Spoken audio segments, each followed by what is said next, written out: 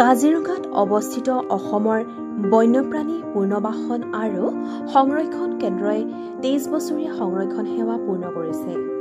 CWRC 2002 চনত স্থাপিত হোৱাৰ পাছত অসমৰ বন্যপ্ৰাণীৰ পুনৰ্বাসন আৰু সংৰক্ষণ কেন্দ্ৰই চমুকৈ CWRCয়ে ৯,৫০০ৰো অধিক বন্যপ্ৰাণী উদ্ধাৰ কৰিবলৈ সক্ষম হৈছে আৰু ইয়াৰে 63% বন্যপ্ৰাণীক সফলতাৰে পুনৰ নিজৰ প্ৰাকৃতিক বাসস্থানলৈ ঘূৰাই পঠিয়াবলৈও সক্ষম হৈছে।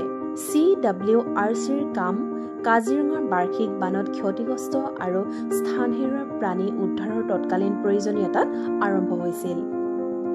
প্ৰতিটো বানপানীৰ সময়ত এই কেন্দ্ৰই হাজাৰ হাজাৰ বন্যপ্ৰাণীৰ উদ্ধাৰ কৰি পুনৰ্বাসন আগবঢ়াই আহিছে। অসম চৰকাৰৰ অৰণ্য বিভাগ, ৱাইল্ডলাইফ ট্ৰাষ্ট অফ ইণ্ডিয়া আৰু ইণ্টাৰনেশ্যনেল ফাণ্ড ফৰ এনিমেল ৱেলফেয়াৰৰ যৌথ সহযোগিতাৰ ফল ভাৰতৰ একমাত্ৰ এই কেন্দ্ৰই এতিয়ালৈকে গড়, হাতী পোৱালি, মেঘালী চিতাৰ পৰা হল হৰিণলৈকে ৩৫৭ প্ৰজাতিৰ বন্যপ্ৰাণীৰ উদ্ধাৰ, প্ৰতিপালন আৰু পুনৰ্বাসনৰ দায়িত্ব সফলতাৰে পালন কৰি আহিছে। দুটা মোবাইল ভেটেনেৰী সেৱাৰ গোটৰ সহায়ত CWRCয়ে পূব আৰু পশ্চিম অসম জুৰি তৎকালীনভাৱে বিশেষকৈ বানপীড়িত আৰু দূৰৱৰ্তী অঞ্চলত বন্যপ্ৰাণী চিকিৎসা প্ৰদান কৰি আহিছে।